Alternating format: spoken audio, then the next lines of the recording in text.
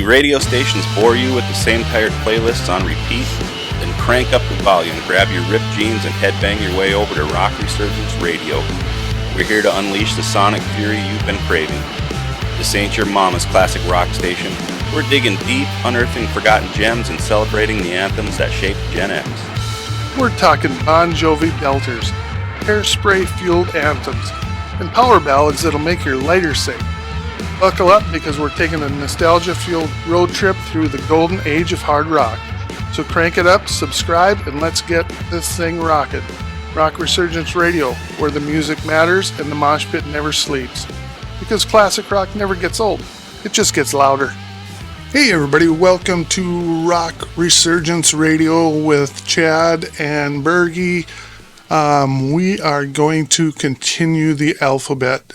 We left off our last episode finishing up with L, so we'll be starting with M today. But before we get started, I just want to say thank you guys for watching. If you like what we're doing, hit like, hit subscribe, tell your friends, tell your neighbors. The more listeners, the better. We need to get to a certain level so we can start bringing you a little better content as well. With that being said, let's get this show on the road. Do you want to go first or do you want to go second? You're asking me? Yeah. I think I want to go first. We'll have at it. Are we going We're on M. Take turns? Yeah. And then you'll go first on N or? Whatever. Okay, because again, unscripted. I didn't even think about this at all. Yeah, me either. I thought about a couple, but we're going to struggle on a couple letters here coming up, I know. There's some letters coming up I hope that I get to go first on, so yeah, we'll see. You can go first on X okay. if you want, and I don't have an answer. Yeah, well, I might be the same way too, but... So... yeah, there might... I said, well, just not to blow it, but I did search yesterday, Googled bands, 80's bands starting with X. Yeah. Never heard of any of them, yep, except for the one. There's a few, but... Anyway, so starting off with M. M. In our, trying to remember when our first episode. Yeah. I'm going to pick your band, Motley Crue. All right, you got that. When you talk about our genre or hair metal or rock and roll, hard rock, it's hard to leave out Metallica. Wow. That's probably going to be my band. Yeah. So I was going to say let's edit that out, but if you were going to go first and you took Metallica, I was going to take Motley Crue. Yeah. And if I go first, I'm going to take Motley Crue and let you keep Metallica. Okay. I just purchased tickets to the Crue at the State Fair. I did too. Pretty excited about it.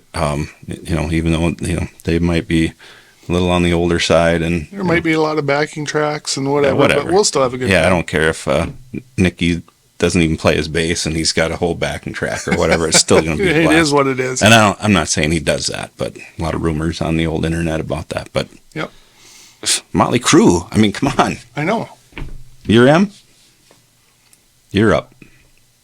You're just going to, that's where you're going to leave it? Well, I don't know. I mean, you might have some more things to say about Motley Crue, but I mean, you can go, I could sit here and talk about, like we did in the episode. Well, actually, in the episode we just talked about Shout at the Devil. But the first one with Live Wire. I got a question for you about Motley Crue. Yeah. What did you think of Generation Swine? I know you didn't care for it. Not at all. It was the first Motley Crue we had since what? What was the one before that? Was it Dr. Feelgood? Yep, I think you're right. Or actually, no, there was the John Corabi Motley Crue. Yep. Which I loved. You probably hated. I hear a lot of good things about it, but I have it in my collection. It's excellent. I should probably go back and give it a re-listen, but I'm like, okay, Motley Crue, like, I don't, what year did that come out? Which one? Generation Swine. It was in the 90s, right? Oh, God, I don't remember. Yeah, see, again, no script. Maybe we should have been a little more prepared. Yeah. But I liked it. I liked certain things on it. The self-titled Motley Crue. Yeah. The one we were just talking about. Singer came from this band. Right. The Scream. The Scream. His name is John Corabi. excellent singer. Anyways, just had to throw. But it in there. I like Generation Swine. Okay, there's a few gems on there as far as I'm concerned. Oh God, it was kind of like Metallica's Saint Anger. It was a turd to me. But if we're And the other one I want to ask you about is New Tattoo, because I've never listened to that one. I love that one. Do you? I have not listened I love to that one more than Generation Swine. I get, like, people don't like it. Yeah, it's way different. But New Tattoo is great to me. Is it? Yeah, because Saints of Los Angeles was pretty good too, I thought. I haven't got into that one quite as much, but there's some great songs on that too, with Down at the Whiskey. Well, I mean, MFer of the Year, that's a good one. I mean, there's some... Saints of Los Angeles is actually a good song too, right. But yeah, so I know that was those albums, but I never did get that New Tattoo album, and I don't know that I've heard any of it, so I got some homework to do a little bit, because I mean, I'm a huge Motley Crue fan. They were one of the band. They were the band that got me into this genre. So I probably better go take a listen to that one. Somewhere down the road, we'll probably do a Metallica. Or you got Metallica. I do got Metallica in the brain. Well, you're wearing the shirt, I guess, and maybe I'm looking at it, but or it could be the fact that we just finished up a episode talking about them. Yeah, but we might do one talking about Motley Crue at some point and ranking their albums. And absolutely, for sure, we're gonna do that. Okay, well, you picked Motley Crue. We kind of discussed. I said I will probably pick Metallica. I just did a episode about Metallica, which will be coming out later.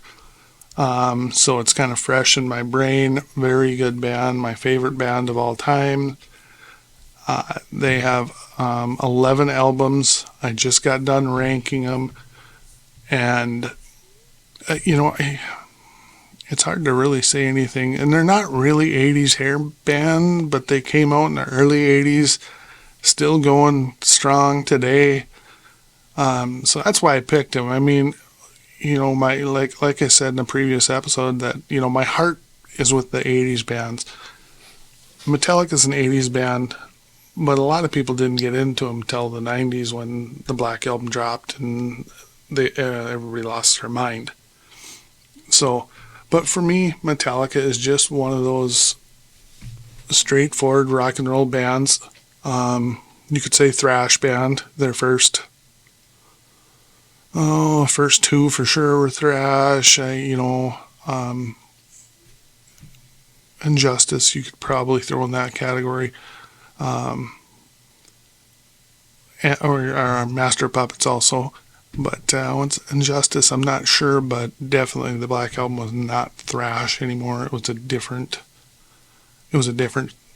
type of music, but it was excellent. I would just call it heavy metal. Yeah. So that's our M's. Okay.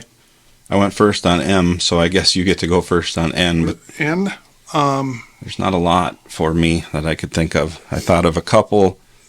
And you're cheating over there, aren't you? Well, I did a little bit, but yeah. I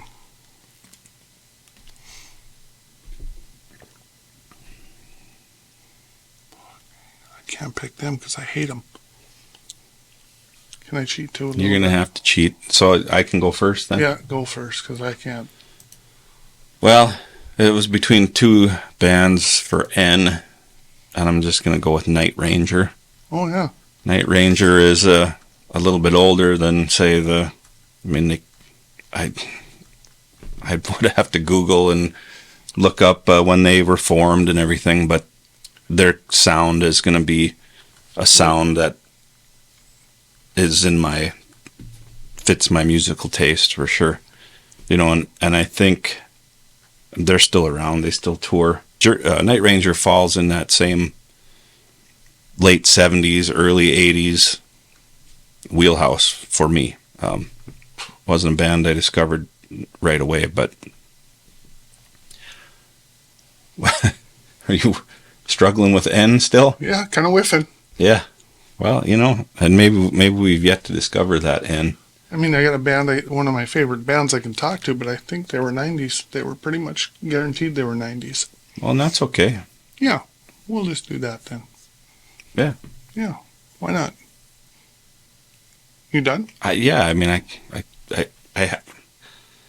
I didn't think about it enough. I wish I would have. I mean, I could name some Night Ranger songs. I mean, everybody knows Sister Christian and 4 in the Morning and Rock in America. Yeah, Rock in America. But those are the kind of songs that, and they have tons of others, but those are the ones that kind of fall in that time period for me.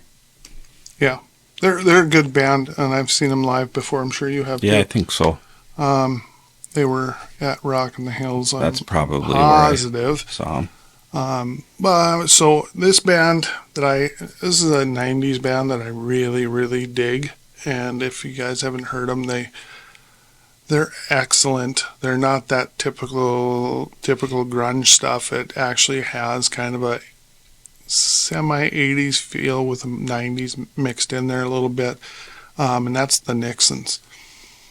A friend of mine, Justin, and I are huge fans, and they're out of Oklahoma. And they had a really huge hit in a song called Sister. And their first album, well, they had some EPs before this, but their first real album is called Foma. And I would have to look it up to see when it came out, but I'm sure it was mid-90s. Anyways, they had a few albums, and then they kind of broke up. And my buddy Justin and I wanted to see them live forever. And 2 summers ago, we got our wish because they kind of got back together, and they've kind of been doing some things, which is really, and they released some new albums, or new songs, new albums. The singer of the band, his name is Zach Malloy. He's got a unique voice. If you listen to it, he really doesn't sound like anybody else, and he's very well known as a singer-songwriter.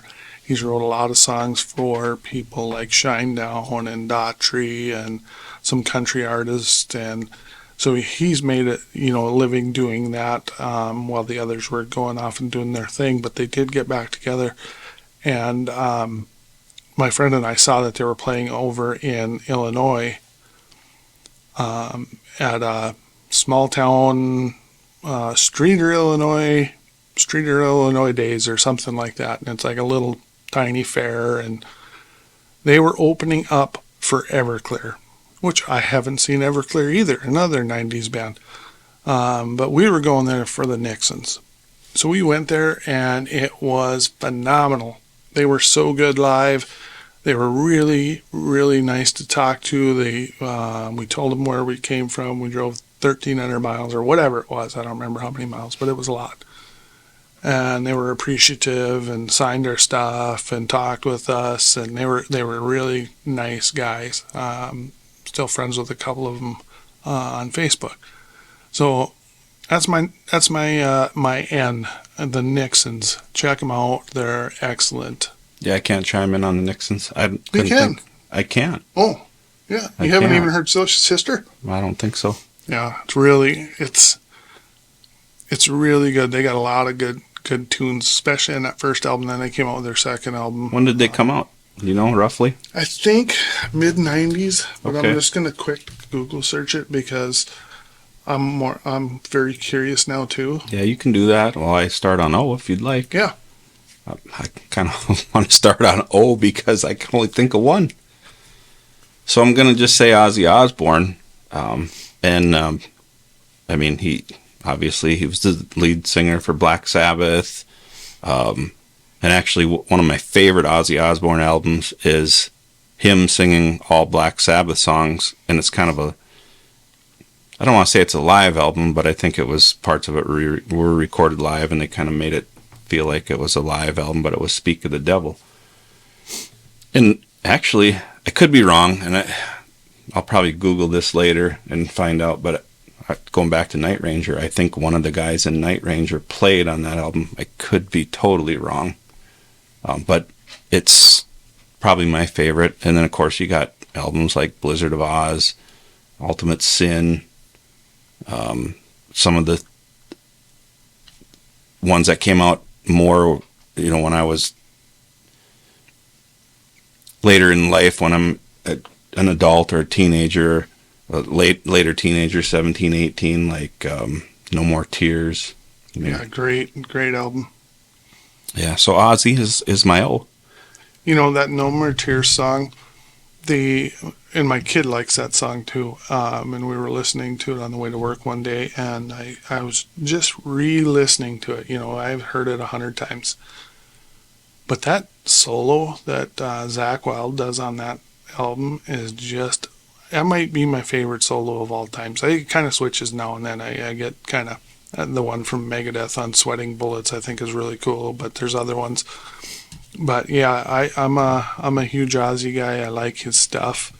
My favorite, one of my favorite guitar players played with him on 3 albums. That's J.K. Lee. So yeah, I like me some Ozzy stuff, and I like some Black Sabbath stuff. Man, their old stuff is really, really good, and it's really, really catchy.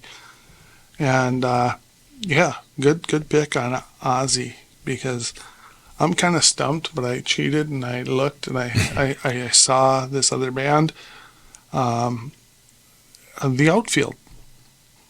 I don't know, they're not really hair metal or anything like that, but they came out with an album called Play Deep, and I think everybody in the world owned it, because it has, what's that song, Josie on a Vacation Far Away, or whatever. Yeah. And then it had another, Say It Isn't So, couple really big hits. And the first time I heard that, I was actually, me and my friend Jamie, best friend in high school, it had to be in, had to be 86, 87, might be a year he was graduating, but we went up for graduation up in Botno. One of my cousins was graduating, and I hadn't heard these guys before, and Jamie and I got stuck in the back, and they had this cranked, no bass, just pure treble, just screaming in our ears, and they had this thing cranked, and they kept replaying it, and replaying it, and replaying it. You know, and I'm like, kind of like this. That's telling Jamie, yeah. You know. What's the name of the song? It's a great 80s song. It is Your Love. Your Love, okay. Yep, and then the other one was Say It Isn't So. Yep. But that Your Love is like just a pure 80s like song. Yeah, you hear that? Did you happen to catch, I just thought of this, and I saw it maybe just within the last like 5 or 6 weeks. I just scrolling through Facebook or whatever, some social media, but it's an older skit on Saturday Night Live, and I can't even remember who the actors are that are in it. Yeah. But the guy comes and knocks on the door and asks for Josie. Yeah. And the guy comes to the door and says, yeah, Josie, and they do the whole song. Oh, really? Yeah, Josie's on a vacation far away.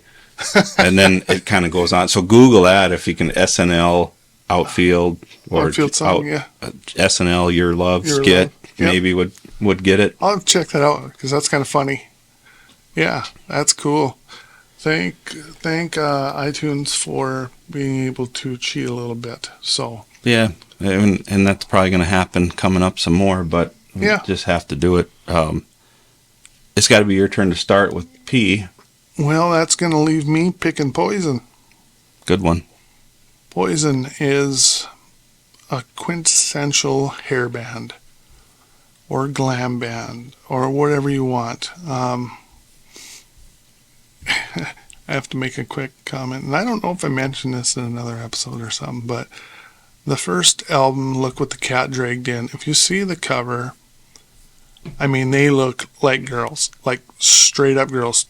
All the makeup in the world. Yeah, Look What the Cat Dragged In. And it is like, and I read this thing where a guy said, you know, I jerked off to that for like 3 months before I realized they were guys. Yeah.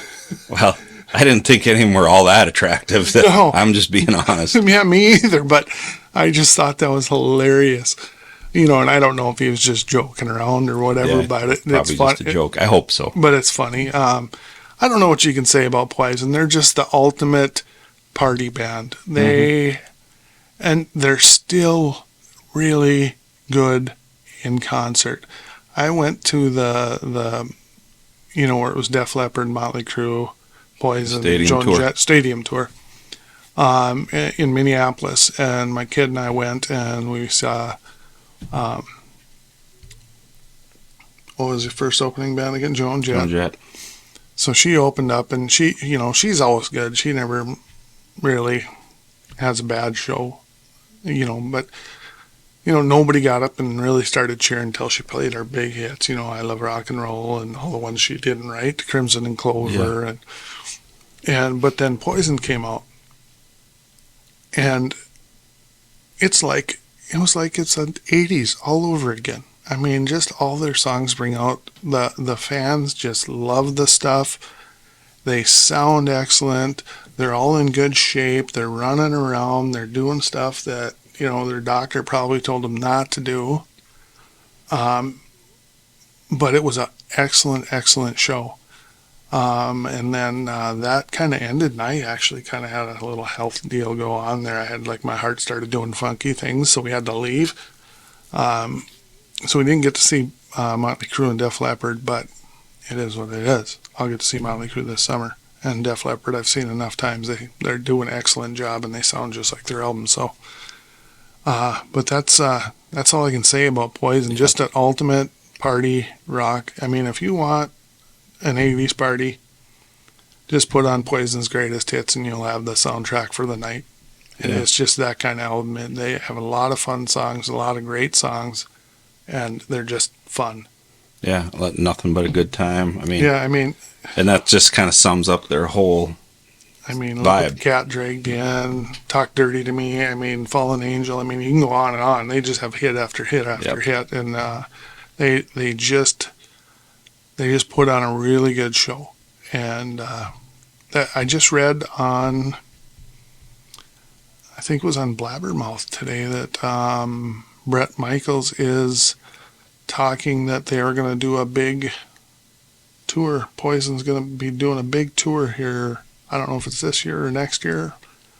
So details will be coming at some point. Yeah. So, yeah. And they're one of the ones that, age hasn't really slowed them down much. They still look good. They perform well, So Yeah, Bret Michaels is doing his Party Gras tour right now, where he has different guests or different openers, or I think his most recent ones are with the singer from Foreigner. Lou Gramm will come up and sing a few songs with him, so they'll sing some of the Foreigner songs. And he just did a show here at one of the casinos, on the reservations recently. So he's doing that, but I heard him talking about doing a whole nother Poison thing. Yeah, and I hope they do it, because it's, I've seen Bret Michaels by himself too, and it's not near, I saw him last summer at Rock Timber out in Minnesota, and he puts on an okay show, but it's just not the same without the other three guys. It really isn't. He plays 45 minutes instead of an hour and a half, and and it's just, to me, it's just it's a way for him to make some cash, but he just doesn't. It's just not as cool as when all the guys are there. Again, my wife and I saw him down in Laughlin, Nevada, and it was the same thing. It was a really short show. With the Poison hits, he could play for an hour and a half easy. Yeah. And not have to play a song that isn't a hit. And he played for 45 minutes. And I'm just like, what a disappointment. Yeah. Come on. These people pay you their hard-earned money, and just play a full show. When you go to them casinos, the casino wants you to only play for so long. They want to get those people back out on the slot machines, so they probably tell them, you got 45 minutes, or you got an hour, sorry. Well, even Rock Timber, though, last summer, he didn't play a very long show either, and he was the headliner. Well, fair enough, but they have so many bands there. They have to fit them all in. But just real quick. Don't take me wrong. Poison's Poison, and Bret Michaels is Bret Michaels, so it's just different. I had to look this up real quick. Brad Gillis played on that Speak of the Devil album, and he was the lead guitar player for Night Ranger, so I was right. Yeah, good job. Yeah. More useless knowledge. So P. We're on P. Just to top off what he said, Poisons, they are the hair band to me. They're the ones that quintessential. People go back and say, name a hair band. Poison's going to be the first one that comes to your mind, probably.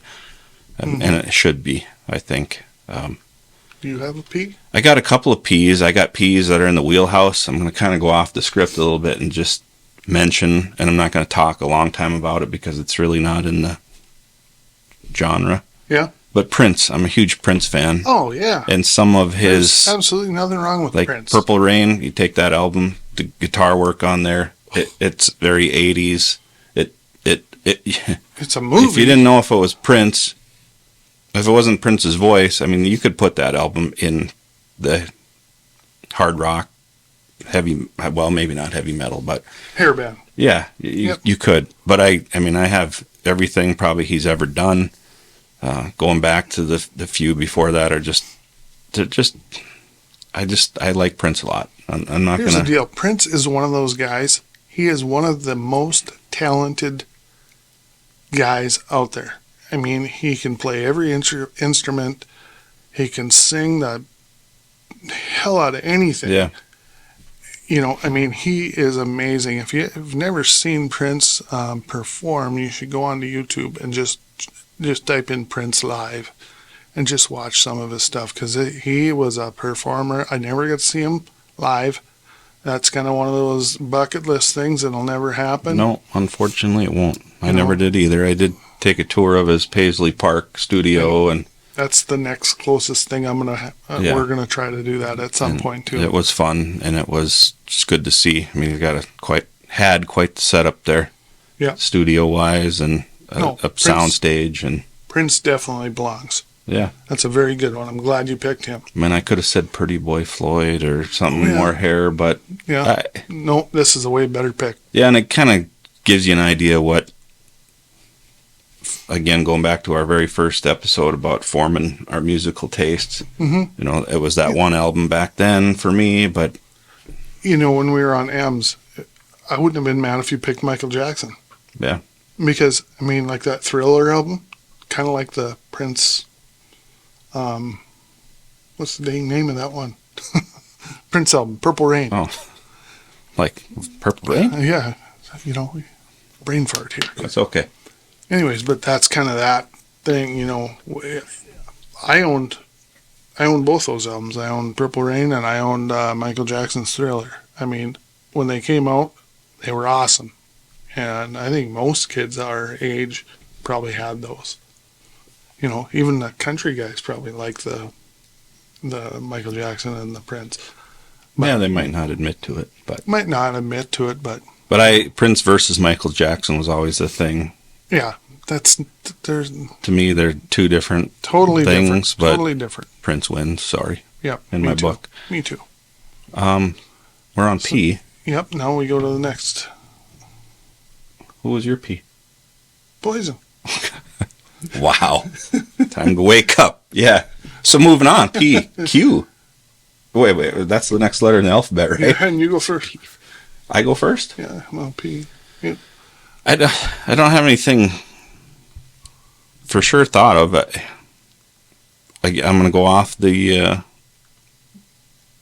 away a bit and say Queen. Yeah. Again, and it's not. I was thinking of. That was the first thing 80s that came into hair my band. head. I just glanced over at your computer and saw another good one. I kind of wish I would have picked, but yeah, I'm not going to say a lot about Queen. Freddie Mercury, Brian May. Although I saw Brian May in concert. He opened for Guns N' Roses in Fargo in '93. I was there. Yeah. Yeah. I was there too. That's one of my favorite concerts I ever saw. Yeah. I remember when they had the guy come out delivering a pizza. Do you remember that? Yeah. And then he went, shoved the mic stand through him or whatever. Yeah. That was pretty cool. Theatrics. Oh, I love him. Yeah. So, Queen. Yeah. Have you seen the movie? The Bohemian Rhapsody? Yeah. I like the actor that plays him. I can't think of his name off the top of my head. I can't either, but yeah. But he's in a lot of good stuff too. And he did a good job, I think. I don't know about you, but I watched that movie and I just kind of wanted to listen to Queen for about a week. Yeah. It just got you pumped up about, man, these guys were super, super talented people, man. And Freddie Mercury, and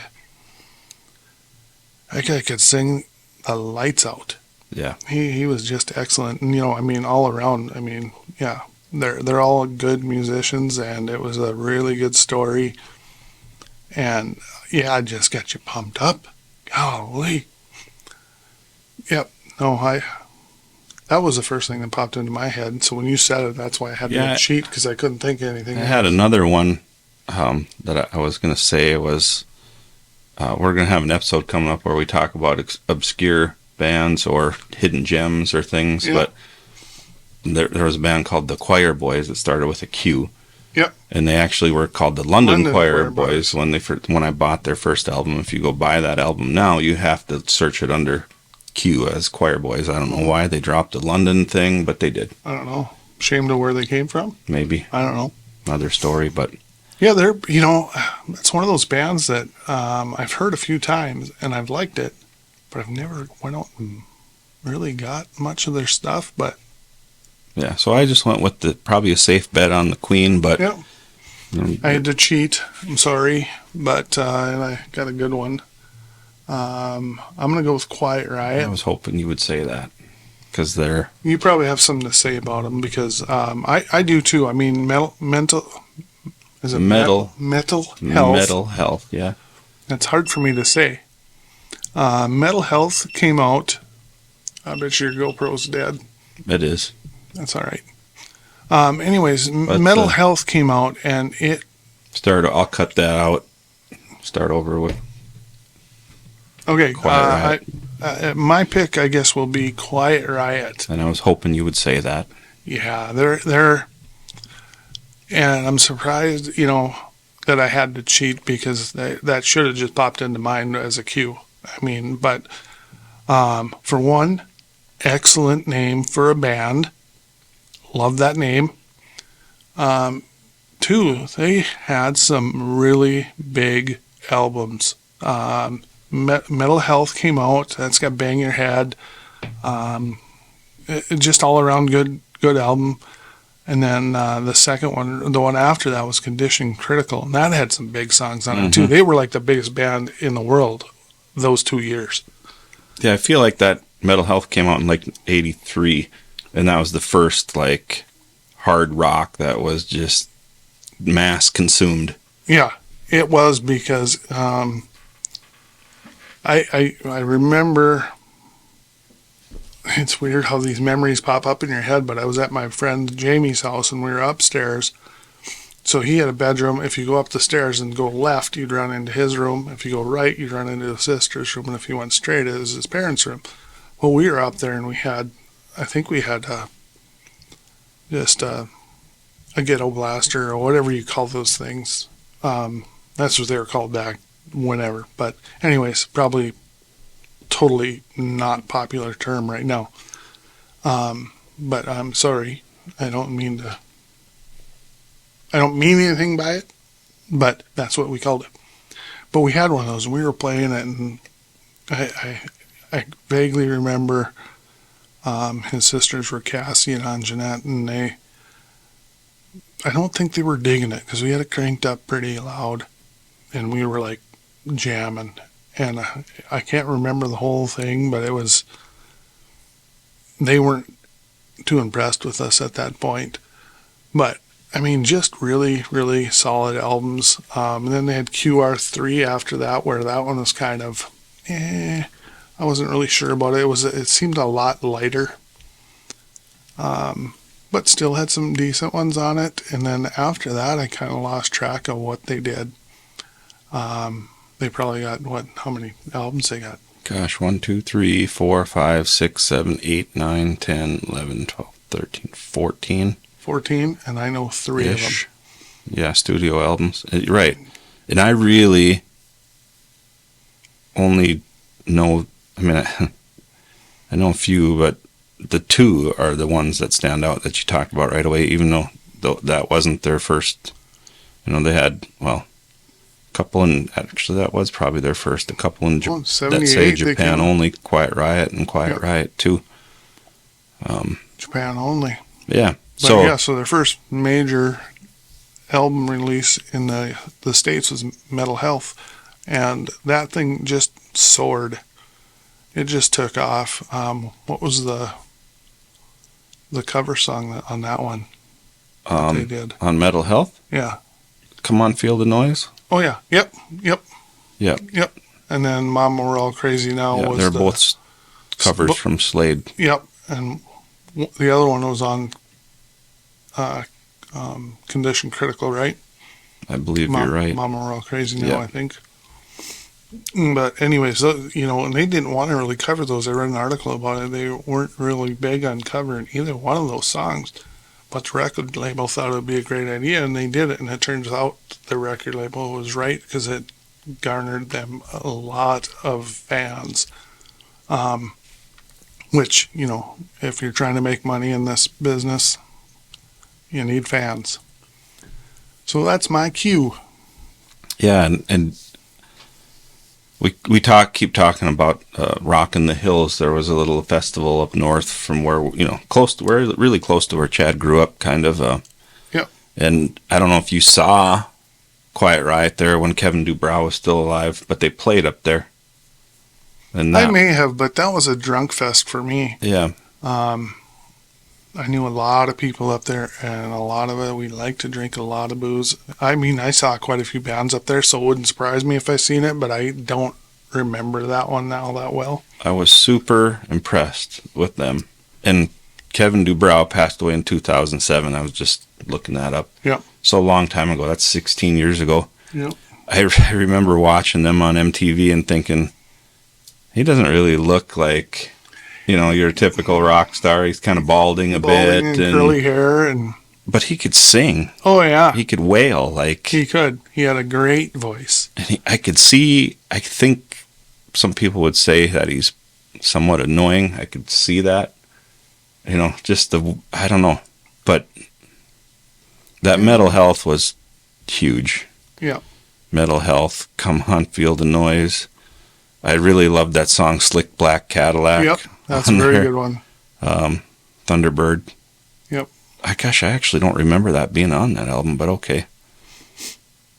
That's how it ended with Thunderbird, huh? Yeah. It's a really good song.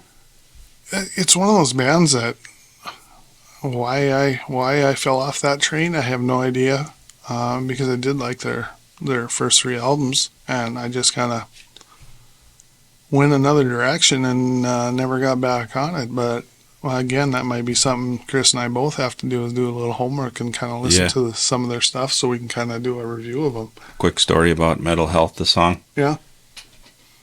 It's probably, 1985, so a couple years after the song came out. When you go to the state fair and you ride the rides, and they're always playing songs on there, and it's usually not like current stuff, it's stuff that's a few years old. But anyway, that song, I almost want to puke when I hear that song, because I rode this ride where it would go up and then it would flip upside down. I think the name of the ride was called the Sidewinder, or something like that. I don't know if you remember that, but it just went in a loop.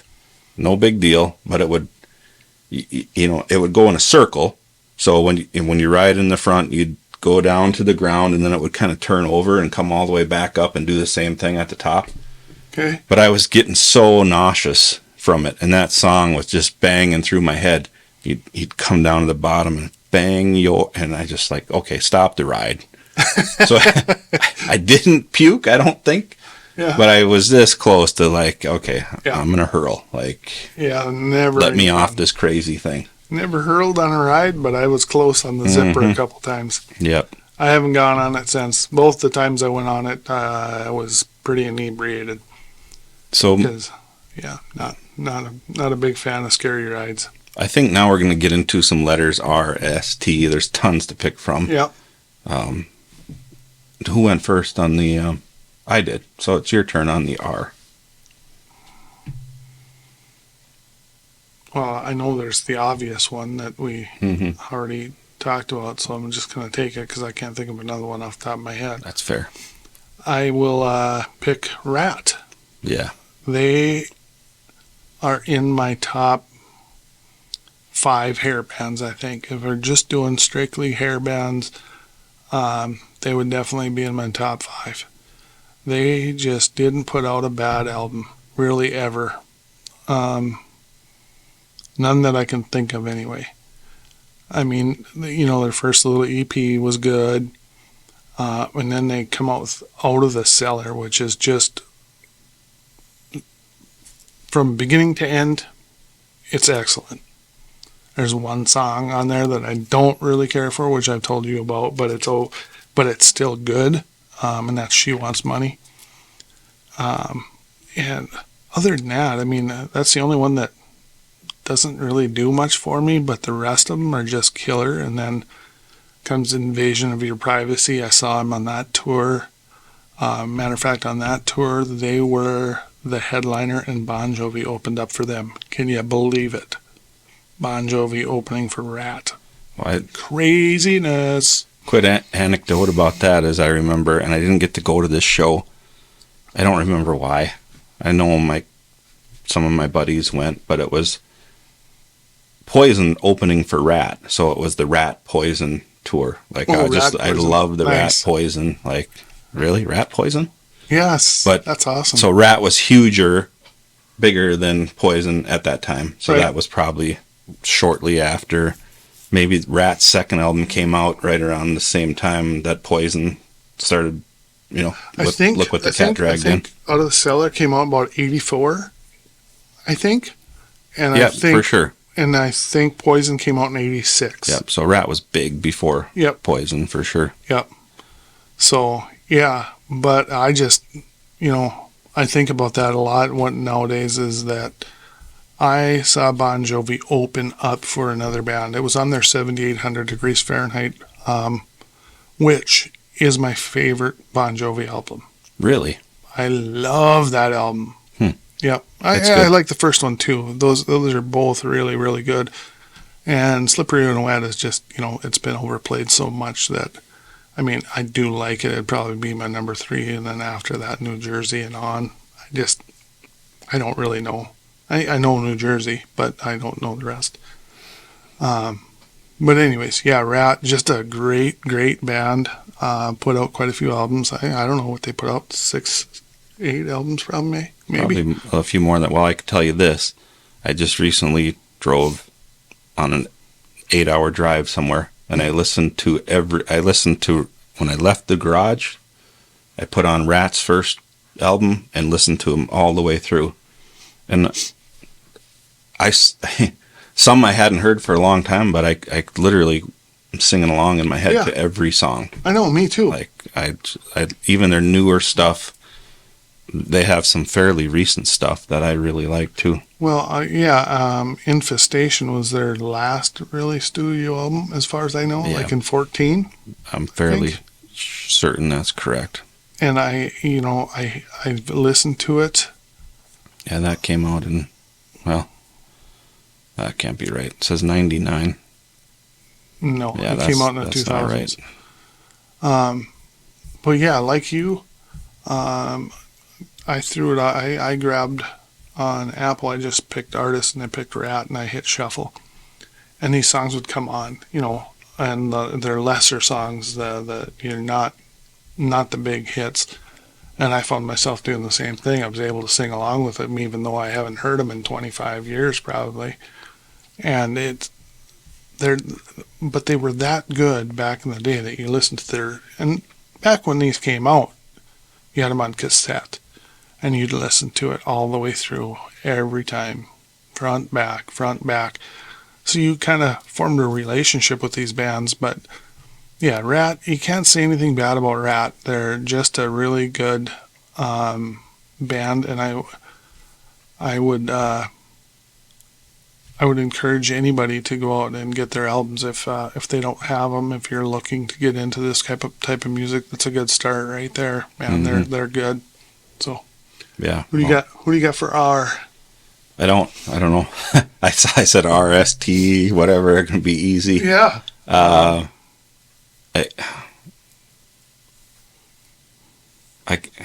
think I'm just gonna go with the Ramones. Okay. Punk band. Very simple songs, but a lot of catchy stuff that everybody probably knows or have heard before. There's other bands that could have picked. Yep. I just don't know enough about them. Well, I know a lot. He's looking at Rhino Bucket, and they're actually going to be. He sent me that list of the bands that are playing at this Rock Timber, and Rhino Bucket's going to be there. And I'm super pumped about it because they're an AC/DC sounding band, but they sound different at times too. But anyways, you go with your R. Yeah, Ramones. I'd picked up, this is back when I was in the 80s, still picked up I think it was kind of like a greatest hits compilation called Ramones Mania or Ramone Mania or something like. I could see the picture of it. Yep. It's yellow in colors, the cover was. On cassette, of course. But Rock and Roll High School, just every song was about sedated. 2 minutes. So I want to be sedated. I want to be sedated. Yeah, just beat on the brat. Yeah, with a baseball bat. Oh yeah. Yeah, right. Ramones are fun. You can't. Yeah. I mean, they're kind of a punk band, so they're not really, hair metal. But I did have another one, but I'm saving that for my Hidden Gems episode coming up down the road. Yeah. So the Ramones are fun. If you've never heard of them, go out and pick up a greatest hits by them. They're a fun band. They do a lot of kind of cool songs. Yeah, and you might find that, oh, that's the Ramones. Or like a song you heard at a ball game or something. Or just some night in a bar somebody played a Ramones song. Or on a movie. Yeah, probably, or on a movie. Something. They had some songs on movies.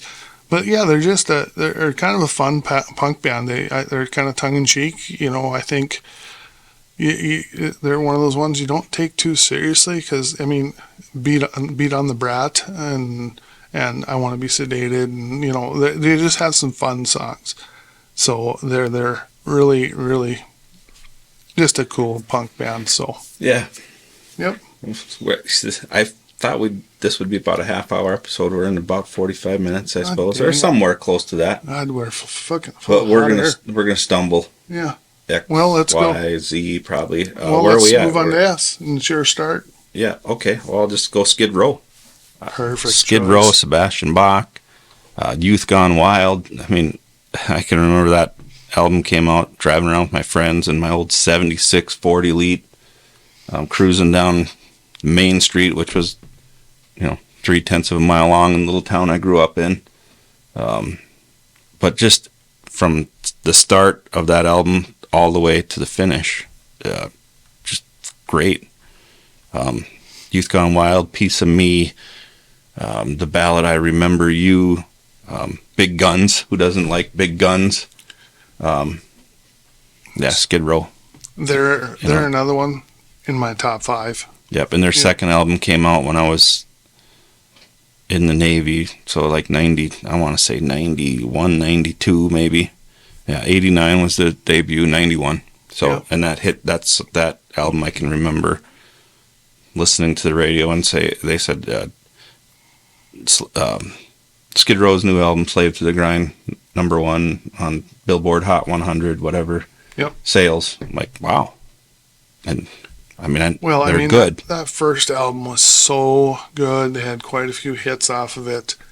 And, even though it's 91 when that came out, it was a different feel compared to the last album. It was a little heavier. They had toured with Pantera, and they took a little bit of Pantera energy and put it into this album, I think, and just it's a kick in the teeth album. I mean, there's really some really bangers on there that are awesome. Quick note on that album. So when it came out, I bought it on cassette. Mm-hmm. And there's actually 2 different versions of it. I don't know. I'm just looking through my Apple Music, and I noticed I got 2 song 6s on there. So the version that I had bought came with the song called "Get the Fuck Out." Right. And I can beep that out, whatever. Yep. But the other version came with a song called "Beggar's Day." And that's a really good song. It is a really good song. And I think maybe "Beggar's Day" was like a B-side to a single going back somewhere. Yeah. I do remember that there being 2 different ones. Because I had to get the F out too. And now thinking about it, it was probably because of the explicit nature of that song that maybe the Walmart version had "Beggar's Day" on. That could very well be. Great song too. Yeah, that "Beggar's Day" is really, really good. Both get put on there for 13 total songs, but exactly. But Skid Row, and I'm going to admit something right now. that, after the second album, they came out with Subhuman Race, which, well, it was okay. It wasn't great. It was good. I just wouldn't put it in the category that the first two albums were in. But after Skid Row, I don't get kicked out or quit or whatever happened there. I'm one of those guys. I kind of quit following them. Yeah. The guy they got now that sings, he's great. Eric Gronwald's his name. Yeah, I know, and I've heard that. But it isn't Skid Row without Sebastian Bach in there. That's the way I am, too. It just drives me nuts. And, it's the same way with Warrant. When Janie died, and they moved on, and they had Jamie St. James, and now they got Robert Mason. I don't buy those albums. I mean, I hope people don't get mad at me for that. Like, there's this other guy that is a podcaster, the guy that I sent you a video. Yeah. Like, he, even after he died, he said, I will still buy their albums, their releases, the first day they came out, even afterwards. And I don't know. There's certain bands that when the singer goes, it's hard to replace them. But I guess from what you were saying and what other people have said is this, Eric Gronwald does an excellent job. And matter of fact, I did watch a video where they compared I watched that same video. Sebastian Bach and Eric Gronwald singing I Remember You, I think. Well, they had the one I watched, they compared it they had about 4 or 5 different songs. It was probably 30 minutes to an hour. Longer. They would play Sebastian singing it live, and then they'd have him singing it live. And he does a damn good job. But yeah. I think Sebastian was a little better, but it wasn't that like it wasn't like Sebastian was a 10 and this guy was a 4. It was like he's a 10 and he's a 9. Yeah, I think some of it is just mentally like, okay, I can't get over it. I don't know. Not. Yeah, for me it is too. Like when I go to the Skid Row show, I want to see the pretty boy Sebastian Bach up there with his long, maybe he's not so pretty anymore, but you know what I mean? Like he was this young, skinny kid, tall, long hair, blonde, just wailed. You couldn't believe how this guy sang. Yeah. Did you see him at Rock in the Hills? Yes. When it was solo, right? Sebastian Bach. Yeah, it was Sebastian Bach wearing tight leather, red pants. My wife reminds me of this every time. No shirt, and he climbed up the scaffolding or whatever. Yes, yeah. Yeah, he was way the hell up there and singing it. And it was a fun show. But he just goes for it. Like, he does. Even now, he's got a new song for sure. I don't know if it's a really full good album. I think it's just the song now. But I hope it turns into an album because that song kicks ass. What's it called again? What do you want from me or no? I don't remember. Yeah, I'll do a pop up on the video for it. Yeah, and maybe we'll put a link to it or something in our. Yeah. I mean, it's a really good new song. Well, we better move on to your S. My S is going to be. I'm going to go. There's a lot to choose from. There is, but I'm going to go with the obvious one because the other two are kind of saved for the hidden gems one. Okay. So I'm going to go with Slaughter. Mark Slaughter started a band, named it Slaughter, very original. He actually, I don't know, I know him from before when he was with Vinnie Vincent Invasion, sang on his albums, and for some reason, when he was with Vinnie Vincent Invasion, I just didn't really care for it, which is kind of weird. And then he made his own stuff, and it was really good. Yeah, I felt the same way about Vinnie Vincent Invasion. I just didn't get it. And didn't get into it. Yeah, some people really like that stuff, but I wasn't a big Vinnie Vincent fan. Maybe I can give it a second chance too, but yeah, I liked him better when he was with Kiss. Yeah. Anyways, so Slaughter, Mark Slaughter, Dana Strum, don't remember the other two guys, but Blas Elias was the drummer, right? Dana Strum was the bass player. Yep. Anyways, they came out with Up All Night. Is that the name of the album? Stick It To You. Stick It To You, yep. Anyways, I had the song Up All Night. It became huge. It was like that. When you hear the overnight sensation, they were kind of like that. It was a lot of good songs on that. Yeah, they had a lot of good songs on that album. But they blew up. My favorite song, I think, was Burning Bridges. I think that's my favorite. Mad About You, excellent song. Fly to the Angels is a huge song. Reach for the Sky is excellent. That's on the Wildlife, right? Yeah, that's the opening song on the Wildlife, which I was just going to say. Yep. That second album I liked so much. I don't think it wasn't near as popular as the first. No, not even close. A lot of good songs on there. There is, and it sounded a little different. Mm-hmm. So it was a little. It was kind of like we were talking about earlier. It was one of those ones you had to listen to a few times before it really grew on you, and that's the way it was for me too. But no, Slaughter played up at Rock in the Hills. Saw them a few times. I probably saw them 3-4 times. Yeah, I saw them up there, and then they had a thing here close to town, kind of the same kind of thing, outdoor concert with a few different bands. And then they opened for Kiss in 1989 when I went the Hot in the Shade tour. Oh, okay. It was actually I saw Winger, that tour. Slaughter, and Kiss. Where'd you see them? Bismarck Civic Center. Oh, okay. Because I saw the Hot in the Shade tour at the Fargo, where they had the fair. In Fargo? Yeah. Oh, I don't. The Red River Valley. Yeah, the Red River Valley Fair, wherever they have that out there. Fairgrounds, I guess. Yeah, the fairgrounds out there. And, no, I've seen them live a few times, and they put on a good show. They're just all around good. Again, if you're a first-time listener to kind of this hair metal stuff, that's another band that, you could jump into and just, you'd like it. It's good. Good, wholesome fun for the family. Moving on to T. Gonna be your turn first this time? Yep. And I'm going to go with a band called Tora Tora. Good.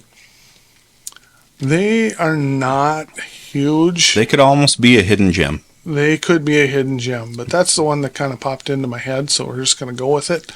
But they could definitely be a hidden gem because I think they came out right at the tail end of the 80s. And they come out with a couple albums. And as a matter of fact, I think the second album's better than the first. I was just going to say that for 100%. Like, I'm way more into the second album. Yeah. Although the first one is great all the way through, but a couple of standout songs on there. Guilty just stands out hard. Well, my goodness, they're there. I knew I had them.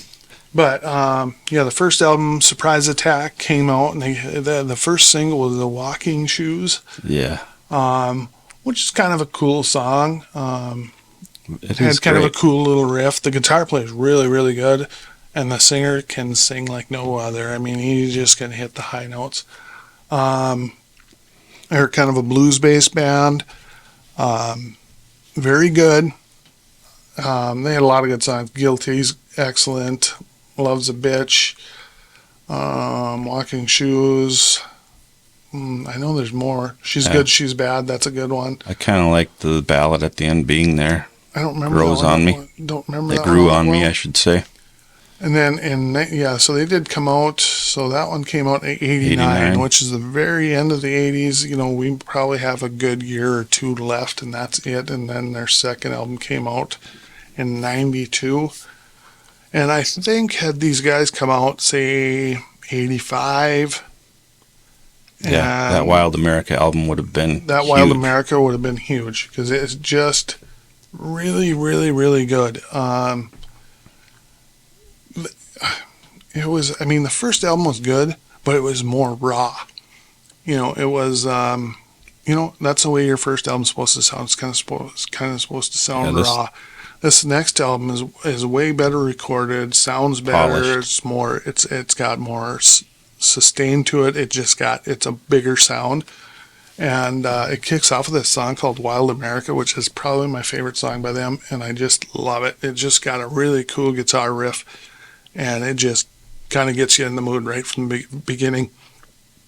And then it goes from there, and just all around good band. Another band, if you haven't heard, check them out. They're definitely worth 100%. Definitely worth listening to.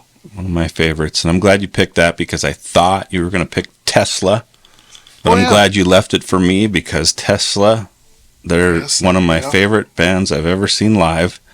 They have, I'm just scrolling through my Apple Music. It says I have 17 Tesla albums. Doesn't seem like there should be that many, but there is. It's funny. We were just talking on Tora Tora where their second album really did it for you. Yeah. Mechanical Resonance was the name of Tesla's first album, and good songs on there. All good songs. Everybody knows the... There's no stinkers on that one. The big hit, Cowboy... Modern Day Cowboy. Okay, thank you for that. But I didn't like that album as much as I liked the next one. The Great Radio Controversy. Yeah, the Great Radio Controversy was the one that really did it for me. So I'm a little different than you. I like Mechanical Resonance because of its simplicity of being a first album and the riffs and there stuff. Because couldn't find it for a minute there on my... Well, and I can play a few of the songs on guitar. Just really good rock album. But yeah, Great Radio Controversy is probably a better album for... The writing was better. They wrote better songs.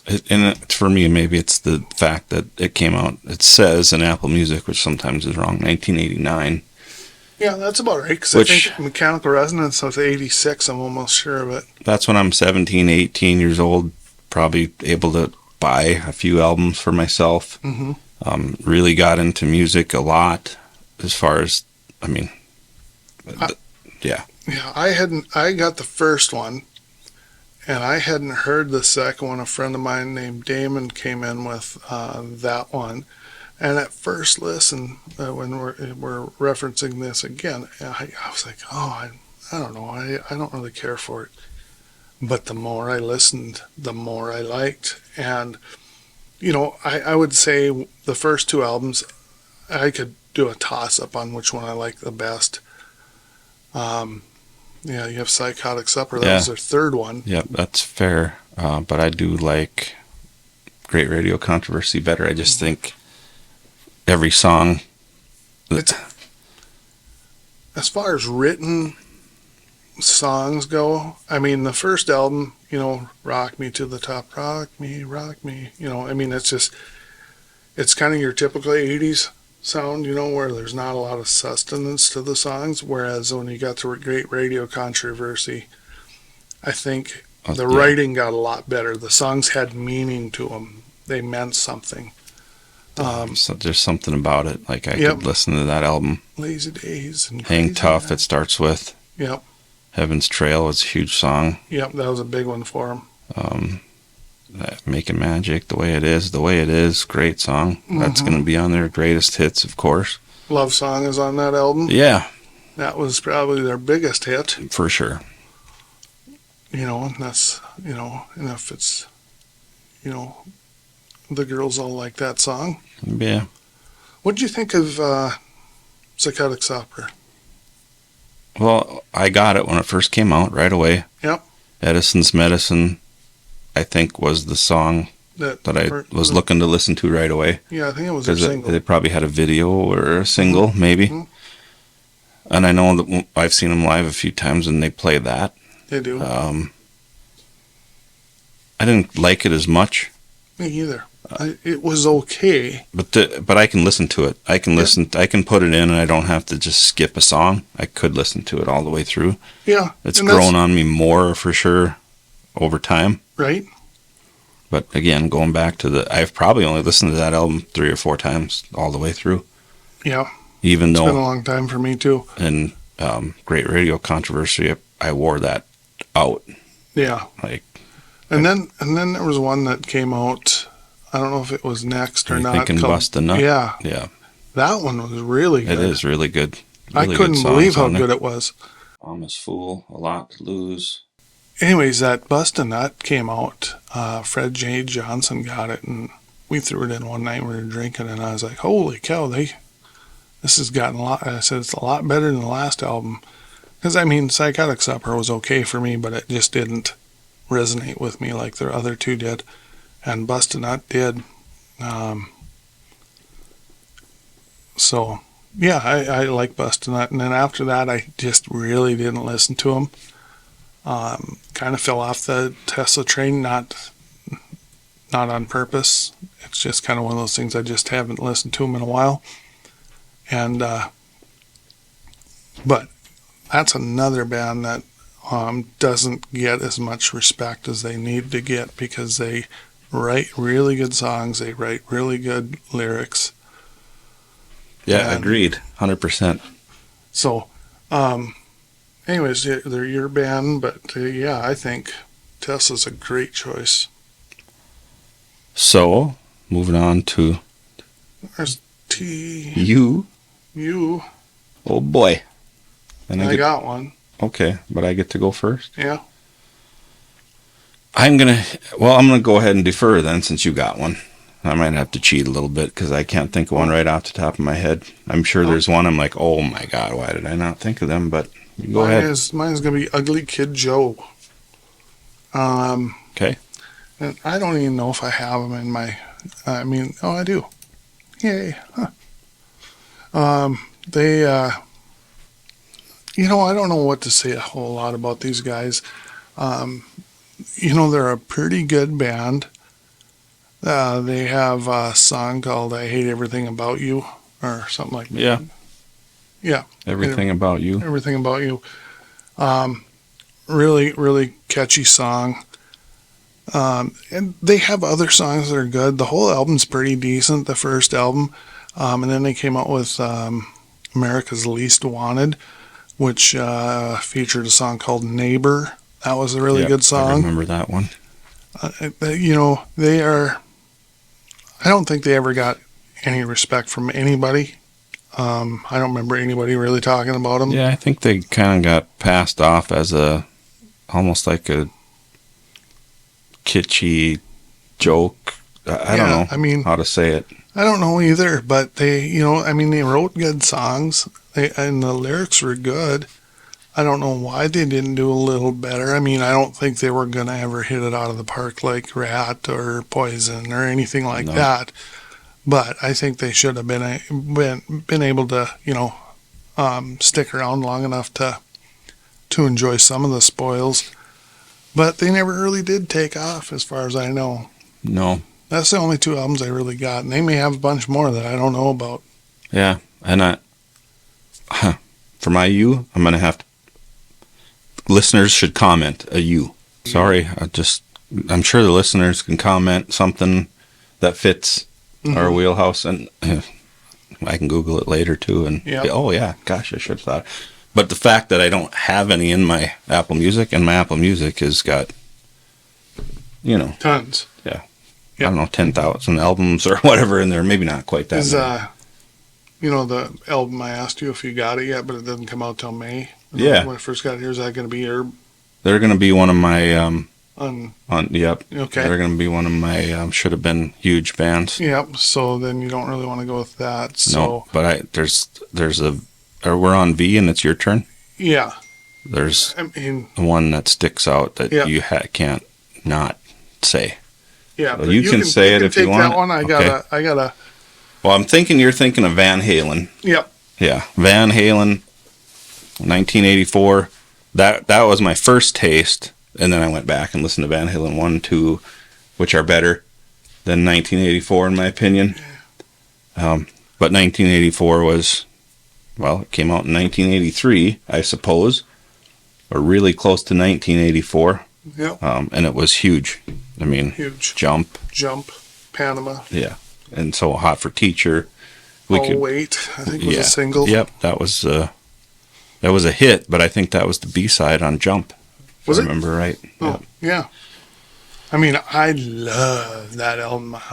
One of my favorite Van Halen songs of all times, Drop Dead Legs, is on that one. I love that song. I think we could talk about Van Halen all day long. We could, and we'll just go through and do that another time. Sammy, coming on after they fire Dave or whatever happens. Yep. David Lee Roth, that's a whole nother episode. Van Halen versus Van Hagar. Yeah, that should be. I'm sure that's out there. Somebody's got that.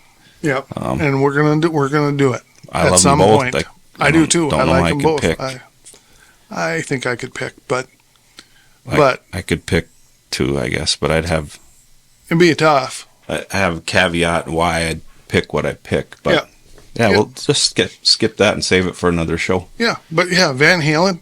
I think they started in the 70s. Yeah, actually. And so they're not. You wouldn't categorize them as hair metal for sure. Not really. They were more of just a straightforward rock and roll band. They didn't get all dolled up, and they didn't tease their hair up, and they didn't use a Toucan's Aquanet or anything like that. But a lot of the hair bands took stuff from them. I mean, the blonde lead singer. Oh, yeah. We were talking about that the other day. That Bullet Boys guy is a Dave clone. Yeah. I mean, he looks just like him, moves like him. I mean, it's just crazy.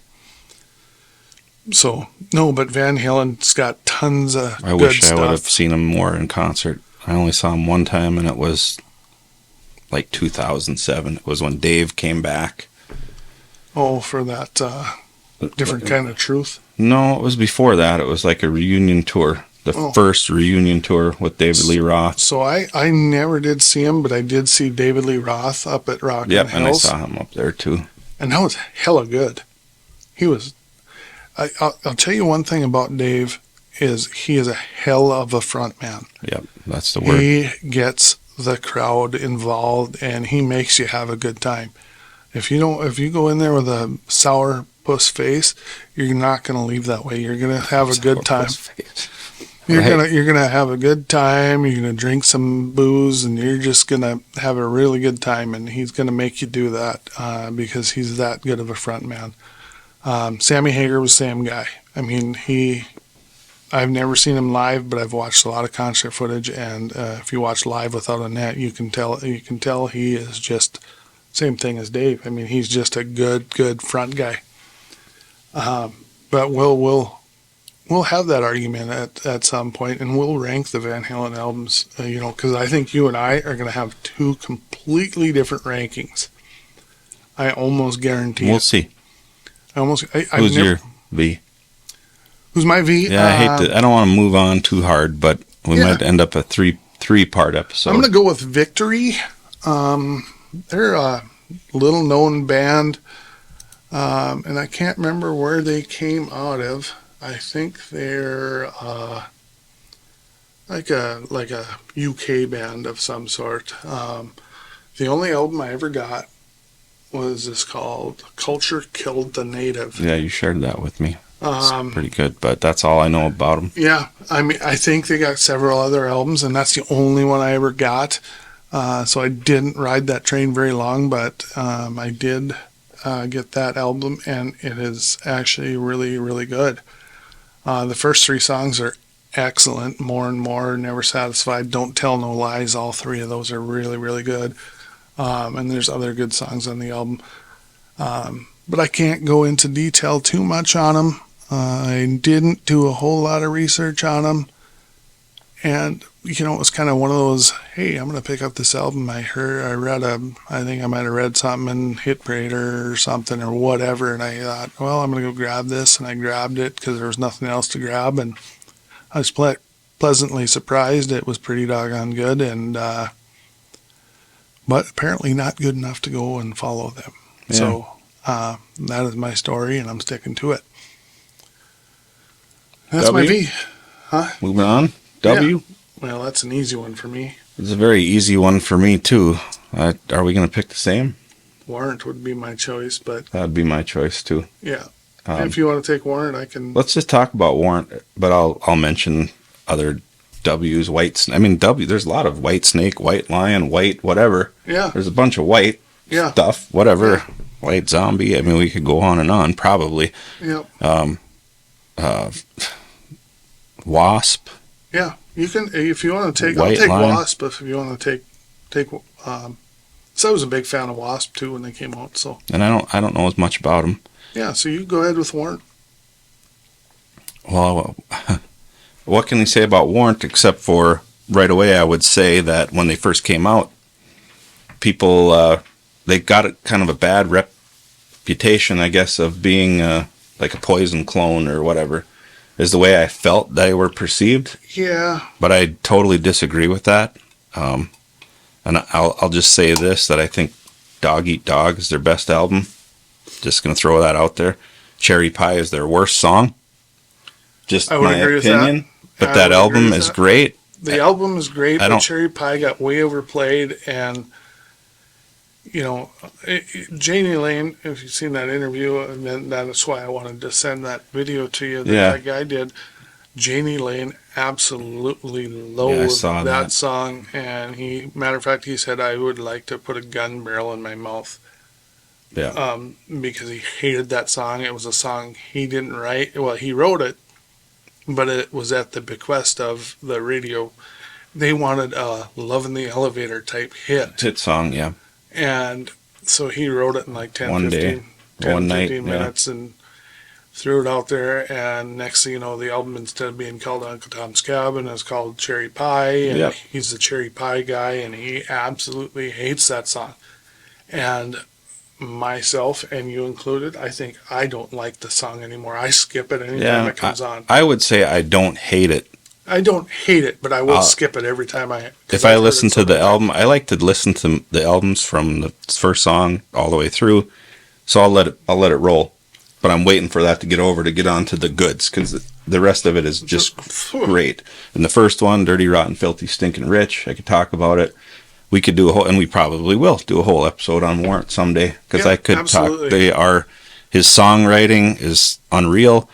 There's stuff on some of the later stuff that he did that I had to go back and listen to. There's a song on an album called, is it Ultraphobic, or is that what the name of that song? Or album is? That album's so good, and people just don't understand. They wouldn't, if I was ranking them, it wouldn't be in my top 3. But Well, I mean, yeah, that's because Dog Eat Dog, Cherry Pie, and the first one are going to be the top 3. Stronger Now was awesome song. Yeah, off and of matter that. of fact, this guy that I sent you the video of has a tattoo that says Stronger Now. Yeah. And he got pulled up on stage by Janie Lane several times because of that. He's like, Warrant's his like all-time favorite band. He's seen him like 31 times. And Warrant is one of my all-time favorite bands. I've only seen him probably 4 times. But yeah, I mean, the songwriting is unbelievable. The first album's good.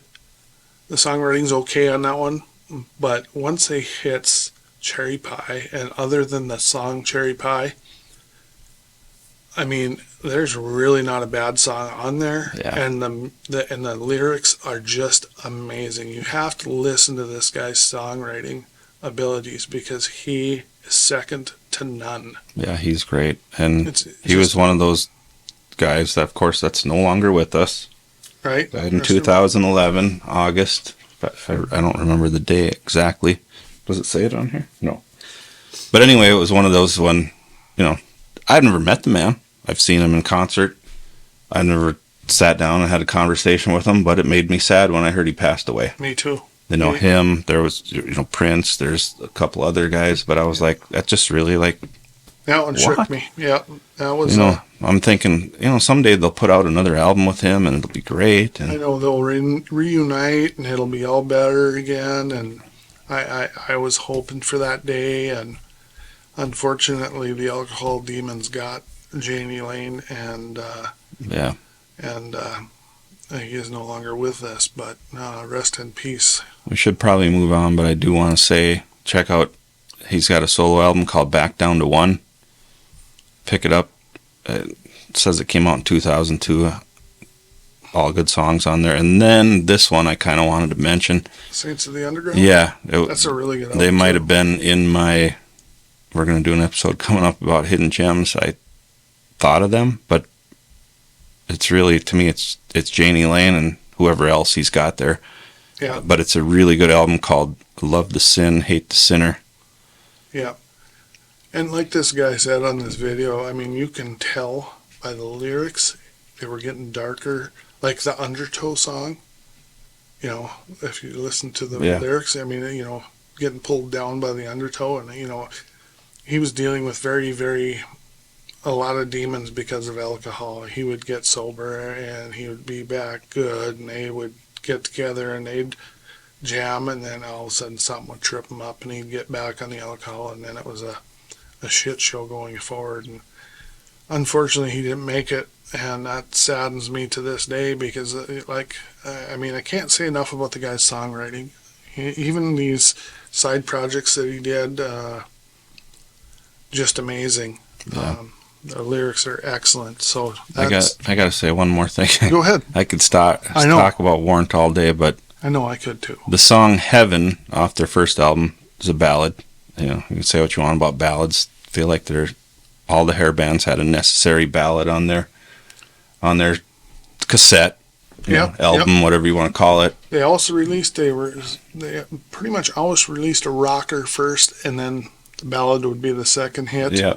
And it would just go nuts. But usually that would be what would take them off and get the girls to buy their albums, and, you know, the rocker dudes had already had it and probably skipped over that song or whatever, maybe. But I always liked ballads. And this one in particular, this is my wife and I's song. If we hear this song, hey, they're playing our song. This is our song. This came out when we first met. I can remember listening to Casey Kasem's Top 40, and this song reached the high of number 2, and it was held out of number 1. You know, it never reached number 1 because of Milli Vanilli. Oh, good. I cannot remember the name of the song for sure. Blame It on the Rain, I'm sure. They had a few hits, and I actually have that on my Apple Music. They have some catchy songs, but always really, especially after you found out that the guy, and it's not a big deal, the guys that are singing the songs aren't really singing this. The guys that are up on stage dancing and whatever aren't the guys that you hear. And Ellie are not singing. Yeah, you don't hear them on the album. It's two other guys that do not have the look. Right. And so they hired some guys that had the look. Pissed me off to no end that Heaven did not reach number 1 because it should have been. It's funny you say that because my wife and I, it's kind of not officially our song, but anytime she's driving and that comes on, she'll send me a shot, a picture and say, thinking of you, and I do the same. So, no, totally.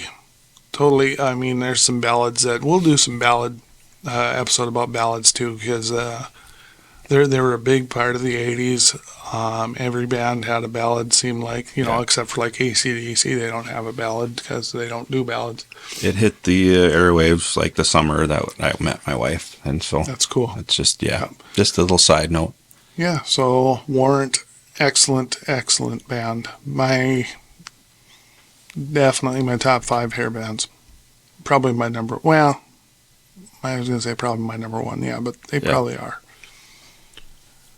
But one of my hidden gems is number 2. Okay. So. Are we done with W? I think we can be. I mean, we both talked about Warrant. Yeah, we both talked about. I mean, there's Winger. You said something about Wasp. Wasp. But you have a W that's going to be in your hidden gems, is what you're getting at? No. Okay. Wasp. I'll just briefly talk about Wasp. Wasp is my W. Me and my buddies, Jamie and Carlton, really got into these guys because they were kind of a little heavier than the rest of the hair bands that we're listening to. Their first album had I Want to Be Somebody. Great song. Animal? No, that was on a different album. That was on Animal. They didn't release that to the general public, I don't think, right away. What the hell was the name of that song? Yeah. It shows that it's on that album on here, but I want to. Love Machine. L-O-V-E. The Flame, really good slow song. Hellion was excellent. Sleeping in the Fire was a slow one that was good. On Your Knees is excellent. God, they're all pretty good. I didn't get into them as much as I should have. Yeah. They have a lot of good songs. And then The Last Command came out and has my all-time favorite Wasp song, which is Wild Child. I love that song.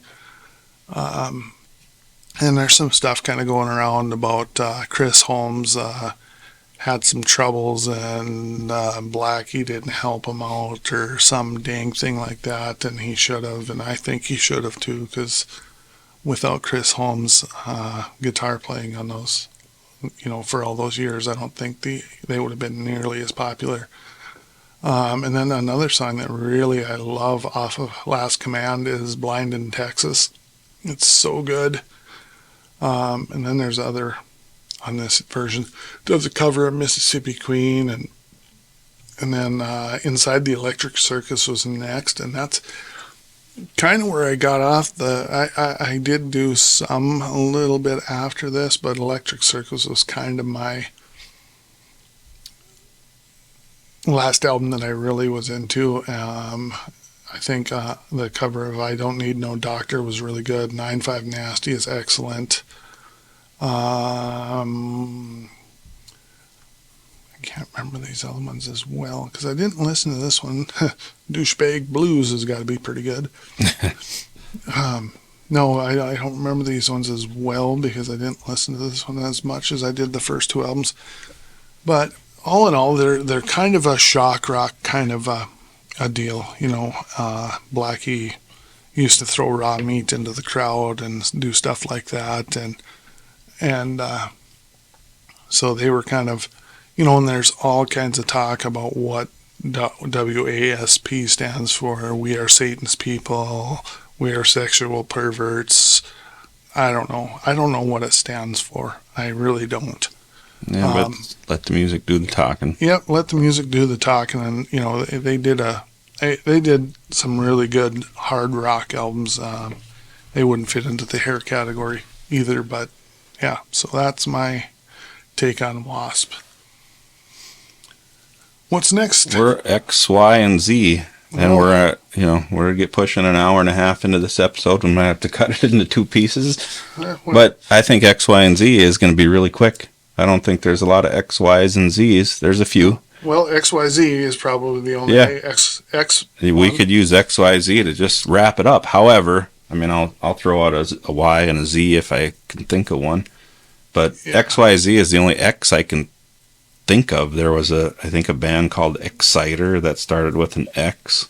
Yeah, that didn't even come up when I Googled it. There was one X-rated. And there was triple X. One I thought of this week while I was kind of thinking about it, and I know unscripted, but I just excuse me, I said to myself, wasn't Billy Idol's band called Generation X? It's not really fair because it starts with a G. Yeah. And not in our genre either, but not really. X.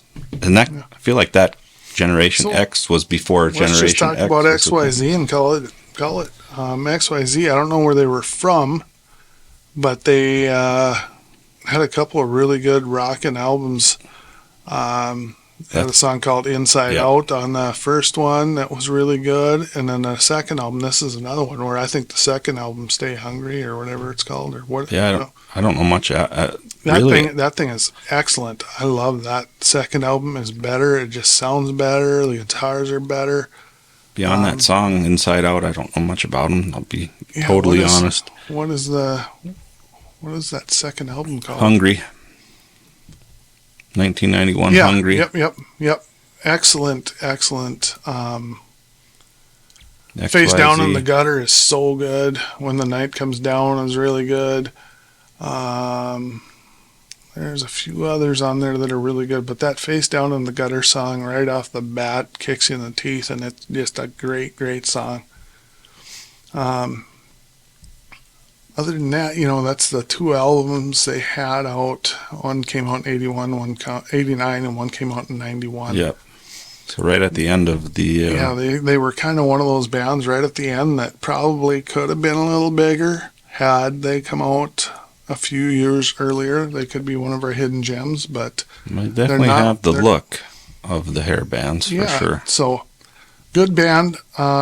First two albums, I would say, if you like hair metal or that type of stuff, very good. Had a very good guitar player and a good singer, so they're worth checking out. Yeah, and I think that should wrap it up for our A to Z. I mean, I know we left a lot of bands out, but that's what the listeners and watchers are for. Okay, we got. There's two, Y and T. Oh, for sure. That would have been my why. Yep, let's just talk about them for a couple seconds, because that stands for yesterday and tomorrow. And not a band that I really got into. I don't know if you did. Everybody knows Summertime Girls. Yeah, that whole album, Down for the Count, was huge for me. My buddy Tim had that on cassette, and that was the first time I heard it, but every song from this... So that, I mean, I kind of feel like they got a bad name because that's not even close to their best song. If you're right. I mean, if you... I've just been hearing on that radio station, they're throwing out several, and I'm like, Jesus, why did I never get into these guys? Every song they play is good. So I've kind of jumped onto the Y&T bandwagon as of late, and I'm going to check them out more, so I think you guys should too. And then we'll just jump to Z, because there's a band that I they're going to be my hidden gem, maybe, something to... But I'm just going to throw this out there for us folk around the North Dakota, South Dakota, and Minnesota area. It's a band called Zwarte. They're kind of a local...